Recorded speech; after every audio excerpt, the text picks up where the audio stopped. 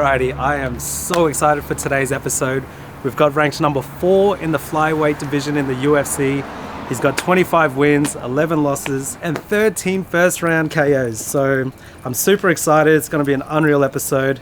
And it's the one and only Kai Don't Blink Kara-France. Let's go meet him now and get straight into it. Let's do it. Here he is. Hey, bro. How are ya? See. Thanks so much for doing this, man. Appreciate it.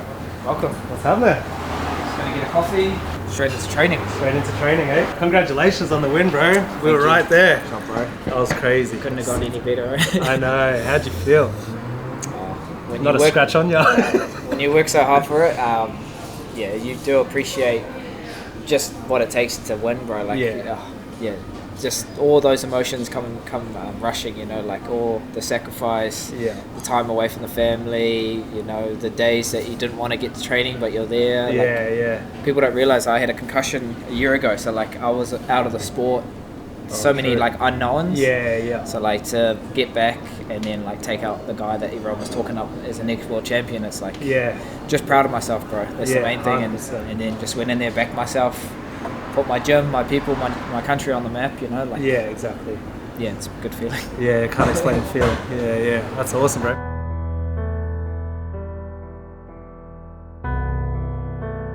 Alright, brother, first things first. What does the usual morning routine look like in the daily life of France? Usual morning routine, bro. I'm up at like 5. So I got 2 kids, 2 boys. Yep.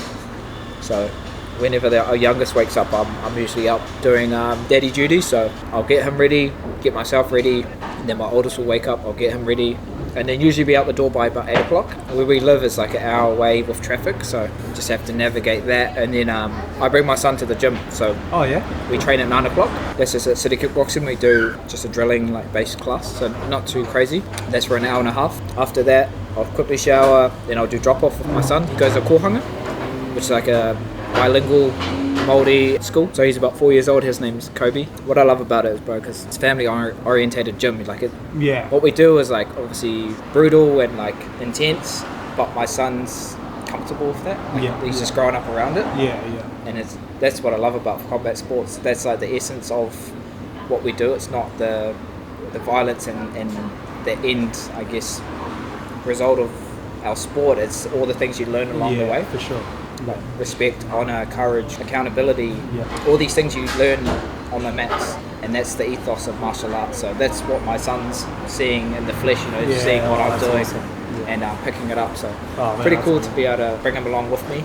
So I'll drop him off after training, and then after that I'll do like a strength session or like a breathing session in the pool. I'll be back in the gym at about 3-4 o'clock doing sparring or wrestling.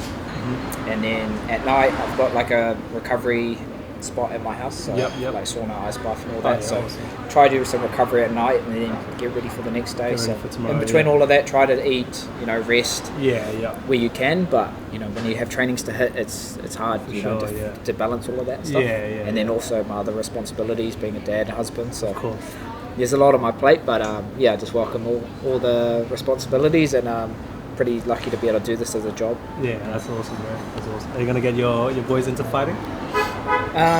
I'll teach them how to fight, but I don't want them to do this. It's a tough road.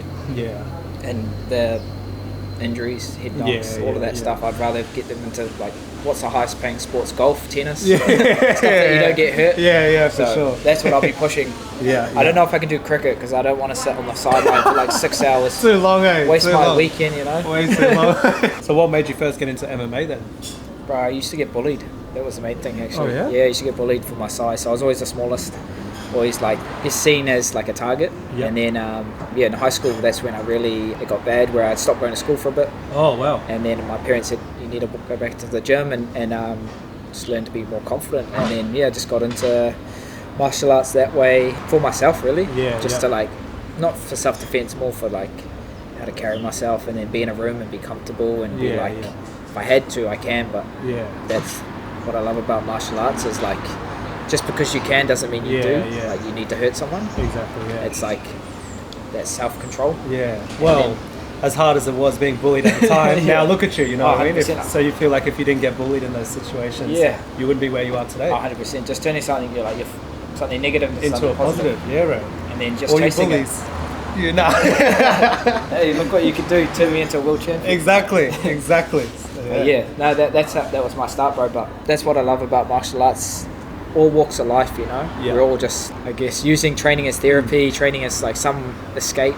Yeah. But it's something positive. Yeah, I would have never known back then that, you know, I'd be fighting in the UFC as being one of the best fighters in the world. But I thought soccer was my vehicle to crack it. You know, I was so like playing for club and school. You know, so invested in that was the dream. And then I was good, but I wasn't top tier. Yeah. So like I knew at like 15, 16, if I wasn't getting picked for those top sides, it was going to be hard. Yeah. So then I wanted to play a sport where it's all on me. So like not a team sport. And then fighting is where I found that like ultimate challenge, and it's like having to like deal with your emotions, deal with like self-doubt, deal with all the negative head talk, and then like block it out. When you're in the cage or in the ring, it's all on you. There's no like team to hide behind or and then just stuck at it, bro. Yeah, man, that's awesome, bro.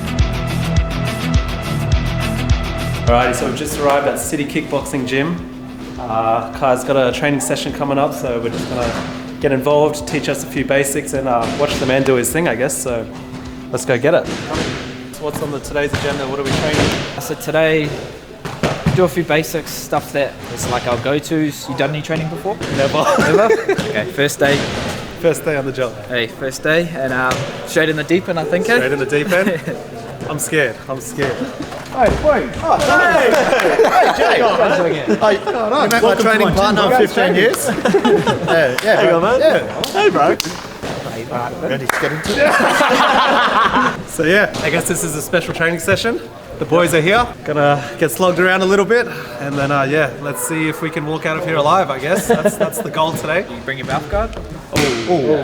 Nope. So yeah, today we're gonna go over. You guys done any bit of wrestling before? Yeah, we watched a few of the events. Well, yeah, we'll do a bit of wrestling, get you guys upskilled a little bit, and then actually get you guys to wrestle each other. So Awesome. if you get each other down, I guess that's a free beer or $1,000. Anything for a free beer. Yeah. So double leg takedown, just like a rugby takedown. Main thing is punch your head through the rib, and then you drive on the angle. So I usually Fuck, I'm the dummy. I won't go hard. So you're here, all I'm doing is level changing, punching through, and then I take the angle. Yeah, that wasn't hard. That was just light too. So it's just Hands are up. So as I'm doing, I'm just punching my head forward, then I take the angle. So I kind of cut his legs with my hands. So as I come in, I like it. Yeah, we'll just start off with soft. but yeah, we'll just drill that. Make sure you connect connections first, and then you run them. That's it. Sorry. Try stay off your. Try not land on your butt. Try stay on your knees. Just quickly, Jay. Okay. I don't want to say it loud, but can you just be careful on my left leg? I've just been belted by you, mate. Let's just kick the shit out of it. Okay, I got you. We'll go to the right. Going. Alright, or two. Okay, that was my first tackle. Surely there's more beginner shit than this.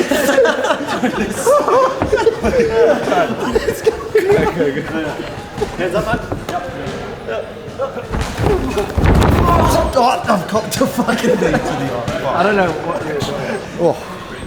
Fancy tackle. I don't know what you were doing, but you went the wrong side. What's happened there? Just went the wrong side. Wrong, cocked to the knee. So I think I need to try slower. hands are up. All you got to do is head on the right side. Head on the right You side. went on the left side. So head on the right side. Oh, yeah. Slowly, yeah. And all I'm doing, driving off my leg. So you don't just take the legs out. Yeah, I might try slower. Come on, the angle. Come on, shall we keep up? Yes. Like that kinda? Yeah, go. Nice boys. Rugby tackle. So now what we're going to be doing is a score. So you got the offense, the attack. So you want to learn the defense now. So if someone's shooting on me, so someone's trying to tackle me, you go for it. All I'm doing is pushing the back of the head, tight waist. So grab my legs, all I'm doing is pushing his head to the ground. Yeah. Oh, yeah. And kicking my legs back. Yep. So that's the movement there. Kind of like a burpee, but chest isn't to the ground, it's like up. So yeah. You ready? Bitch. That's what I thought. Jump 6 steps, Gozzy. Get in, Jay. Get in, Jay.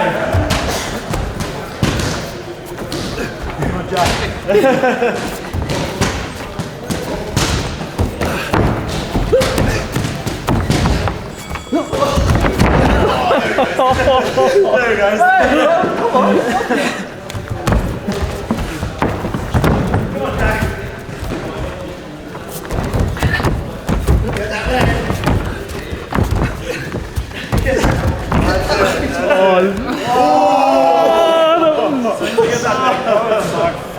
That was sick. Cool. So thanks heaps for showing us a few moves, brother. Now, what does after training look like in the day in the life? Yeah, so today I'm not doing drop off with my son, so that's freed up the day a bit. So Yep. I think we'll go for a feed and then do some recovery, maybe Yep. jump in the ice. Perfect. Do much of that. I do now. Oh, yeah? I do now. That's us. We'll get into it and end the day the right way, a bit of recovery, Yep. and then back to it tomorrow. Perfect. All right, brother. So we found out that you got into the MMA because you were getting bullied. Yeah. Did you have, or do you even now? Who was like your biggest inspiration growing up, or even now, still to this day? Do you have a number one inspiration, or? Like someone I always looked up to. Yep. They went to the same high school as me. Yep. Was you might know him, the rugby player Sonny Bill Williams. Oh yeah. Yeah. Cool. Someone like that. Was just the way he carried himself. Yeah. Like, not just on the field, but off the field. Even from a young age. Yeah. Just that kind of like humility. Like he was one of the best. Yeah. And everything he did, like he'd always was at the highest standard. Like if you play rugby, rugby league, won the premiership, and then went to the rugby union, won it with the Crusaders, and then became an All Black, won the World Cup, and then went to boxing, became New Zealand heavyweight champion. So like everything he did was like to the highest standard. Yeah, of course. And we were so humble about his achievements. Yeah. Where it's like just let his work do the talking, and was approachable, real, relatable. Yeah. Just like an all-round nice guy, but like a beast on the field or in the ring. So someone like that, and then to see his name on the honours board, and like growing up, I was like, oh, I want that to be me one day, So, Yeah. UFC fans, they have to be the worst. You know what I mean? Like we think we know it all behind the TV, and we always going, this and this. How do you describe the feeling, or how do you deal with the adrenaline, like walking out to the arena? You've got 20,000 people, cheering for you, and even just the mental pressure of walking into that ring, knowing that your opponent's like coming to knock your head off. Like, how do you overcome that and deal with that mental pressure and adrenaline? I guess it would be too. Yeah, it's a deep question. I want to know, bro. There's a lot of things that I actually like that I channel. Me being like Māori, being Māori, heritage and culture, I hold that close to my heart. So there's something I actually channel because it's happened before. I try to tap into my ancestors that have been on the battlefield, fighting for land, fighting for to survive. And that allows me to make sense of what I'm doing. I'm just that modern day version of it. So I go back and do, like, we call it a karakia, which is like a kind of like a prayer before you're about to go fight. And what I do is I'm channeling one of the gods that we have in our culture called Tūmataunga, which is a god of war. So the god of war isn't just rage, it's the god of like strategy, it's the god of wit, it's the god of like controlling your emotions. So it like there's so many there's deeper things that are happening, more like added layers to the physical and like spiritual spiritual element of fighting, and that's taken a little while to, I guess, step into and be able to control it and tap into that space. But I think with maturity and where I'm at with my life, reclaiming my culture, it's like a switch now where I can do it a lot more efficiently and just knowing myself when I'm dialed in like that. So it's like a role that you take on. So as being like a husband, a father, a son, I'm that sensitive, compassionate, understanding version of myself. Yeah. But then when I'm in the ring, I'm that complete opposite. I'm that warrior version of myself. No emotion, have a job to do. I'm just going in there with tunnel vision. bad intentions. Yeah. Bad intentions. That's it, bro. Like I gotta respect my family, providing for them. Putting food on the table. Of course. Over the person in front of me. So for fighting, it's always been me against myself. I don't get too invested in my opponents and who I'm fighting. It doesn't really matter. You can put anyone in front of me, I'm just gonna back myself and go for the finish, go for the kill. UFC, it's about, you got to play to what sells. People want to see knockouts, they want to see excitement. People don't want to see wrestling and just hugging and just trying to do enough to win. It's not a winning sport. It's the hurt business. So you got to go for the kill. And, there's a reason I've got a few bonuses now and been put on the bigger cards and co-main and main event kind of slots, is because you got to deliver. When there's all that pressure on you, people are counting you out. Like we were saying before, these fans that already know that he's going to lose because of this. MMA math. He's got to block it all. He's won this and he's lost to this guy, so he's going to lose to this guy. He's like, he's washed, or his time's done. He's not in his prime anymore. It's like UFC fans are the worst. They don't know you. They don't know your story.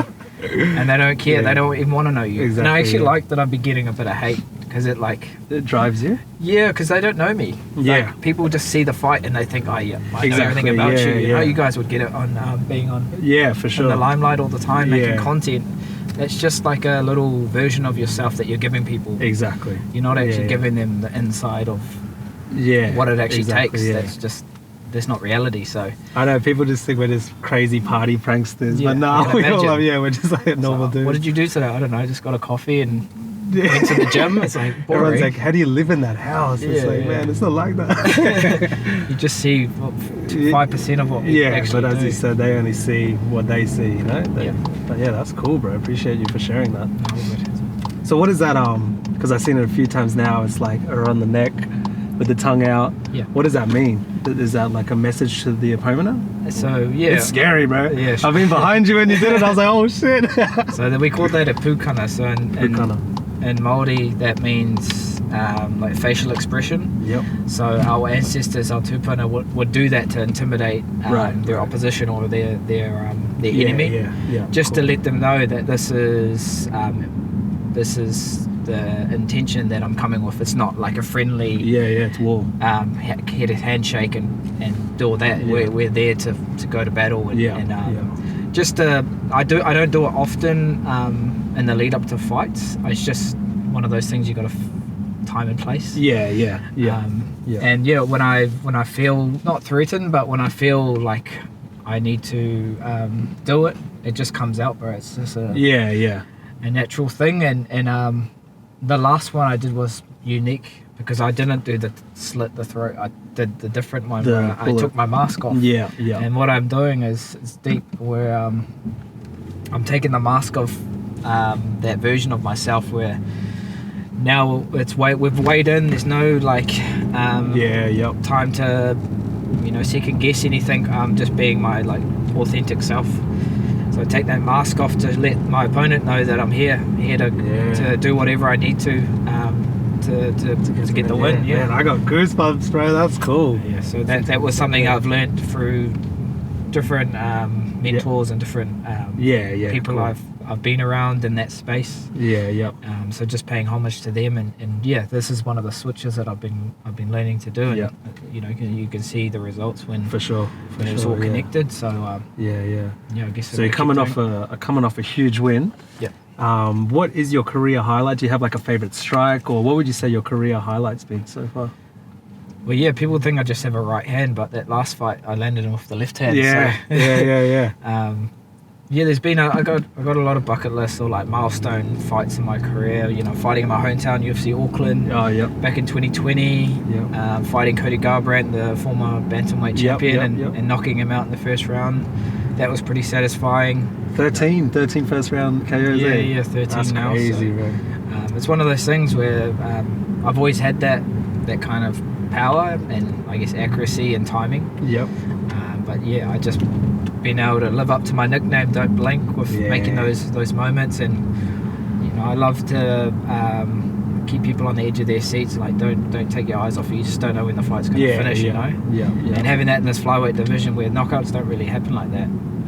Not as much as exactly. Kind of sets me apart from the rest of the pack.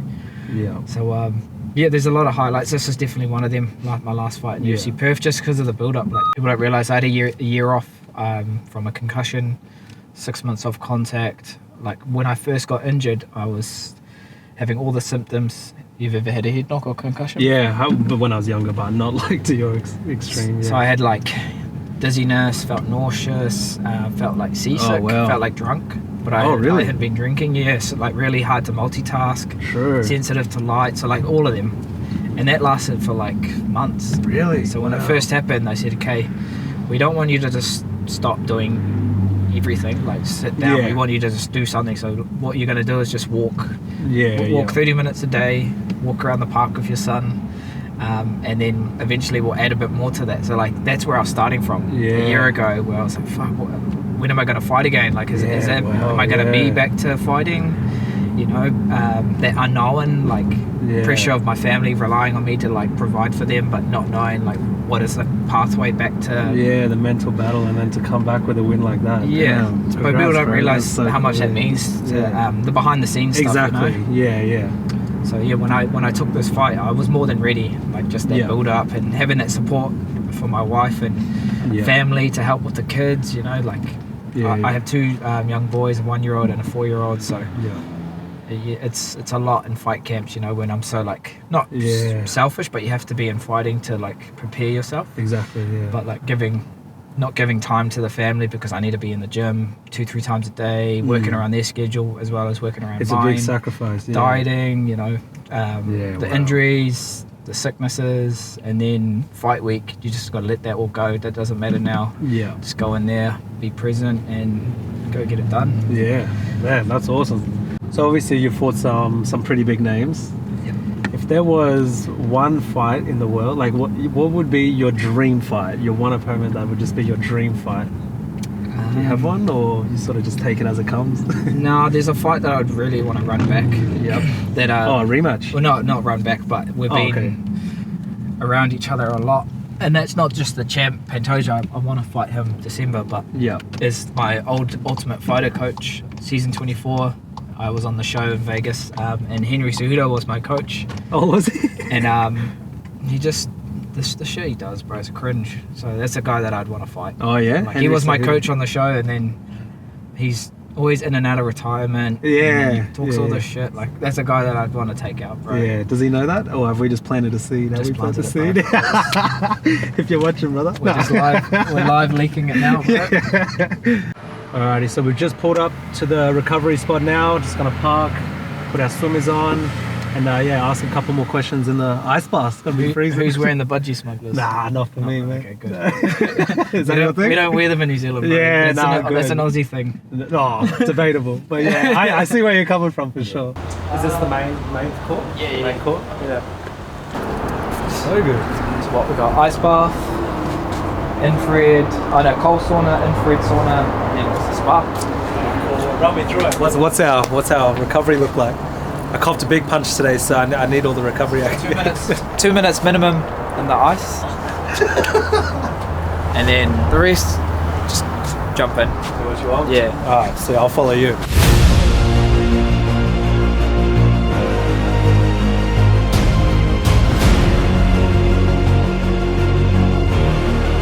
Alright, I thought there's no better time to ask some quick fire would you rather questions than in the sauna sweating our balls off. So, first things first, brother, would you rather text or call? Ooh, just depends who it is. Depends who it is? Yeah. If it's someone that you don't know, text. Yeah. Someone you, obviously my wife or family, then call it back. Yeah. But if you're missing calls, definitely.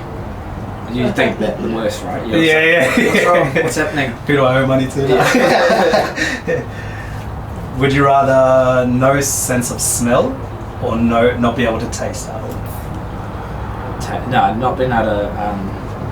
I definitely prefer not being able to smell or taste. Yeah. You want to taste. I've had COVID and you couldn't do both, and it was the worst. Just eat lettuce and drink water. That was all I could do. Because what's the point of wasting good food on nothing?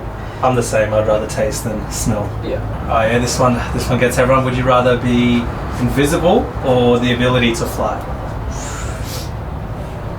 Probably fly. Fly? Yeah. Just so much freedom. Exactly. Well, I guess it's freedom and